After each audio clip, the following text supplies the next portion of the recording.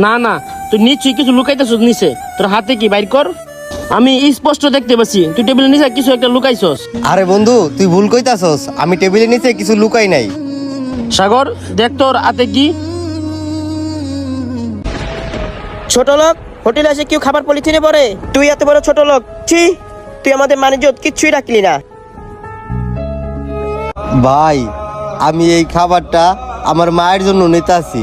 আমার মায়ে কতদিন ধরে ভালো মন্দ খায় না, তাই আমি এই খাবারগুলো আমার মায়ের জন্য চুরি করছি।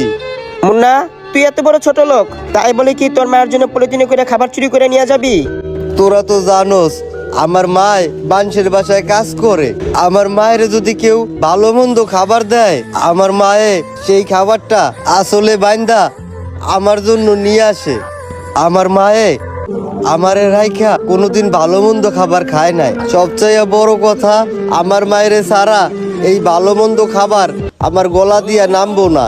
আর তোরা যেদিন আমারে বলছিলি আমারে ভালো মন্দ খাবার খাওয়াবি, সেদিনই আমি প্ল্যান করে রাখছিলাম আমার মায়ের জন্য ভালো মন্দ খাবার নিয়ে যাবো। আর তোদের কাছে তো আমি ধরা খাইয়া গেলাম। আমি তো গো সাহস কইরা বলতে পারি নাই আমার মায়ের জন্য আর একটা খাবার আমারে পার্সেল কইরা দে। এমনিতেও তোরা আমারে প্রতি মাসে মাসে ভালো মন্দ খাওয়াস, আর তোরা তো আমার পিছে অনেক টাকা পয়সাও খরচ করস। তাই চিন্তা ভাবনা করছিলাম এই খাবারটা আমার মায়ের জন্য চুরি কইরা নিয়ে যাবো। বন্ধু, তোরা দুইজনে কিছু মনে করিস না। বন্ধু, একটা কথা বলি, তুই তোর মারে অনেক ভালোবাসস, তাই না? হ বন্ধু, আমি আমার মায়েরে অনেক ভালোবাসি। আমার এই দুনিয়াতে আমার মা ছাড়া আর কেউ নাই। বন্ধু, আল্লাহ যদি আমার টাকা পয়সা দিত না, তাহলে দুনিয়া সব শুকাই না আমি আমার মায়ের পায়ের নিচে দিয়া দিতাম। তোর মায়ের জন্য আলাদা একটা খাবার পার্সেল করে দিয়ে দিতে বলতেছি।